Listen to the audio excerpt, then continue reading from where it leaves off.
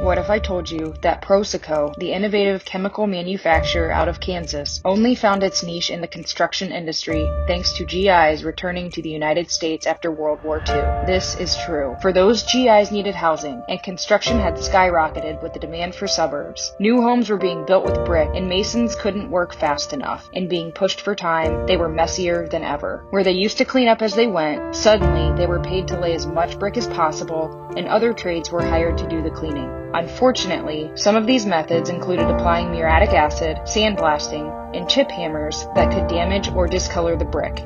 A.J. Boyer and his sons, Jerry and Ken, believed there had to be a better way. In 1939, A.J. Boyer had founded the Process Solvent Company as a blender of specialty chemicals serving the automotive industry. He and his sons discovered that when one of the company's solutions for descaling cooling systems on cars was coupled with protective antioxidants, it could remove hardened cement mortar smears without causing damage or discoloration. And with that, an idea was born. It could be summed up in the idea of making purpose-built products that do not harm, and a simple motto: good enough isn't. Today, David Boyer, Prosoco's president and CEO, and grandson of founder A.J. Boyer, operates under a similar philosophy. He grew up in Kansas City and studied journalism at Baylor University. From there, he continued to the University of Kansas, where he earned an architecture degree, not yet knowing that his college town of Lawrence, Kansas, would later become home to the headquarters of his family's business, and business was booming. Their cleaning of the sensitive terracotta on the Mountain States Telephone Building marked the first proprietary chemical restoration in the U.S. They were also among the first to introduce lithium silicate densifiers to the polished concrete flooring market in the early 2000s. Prosoco had become synonymous with a deep understanding of the chemical nature of building materials, and this knowledge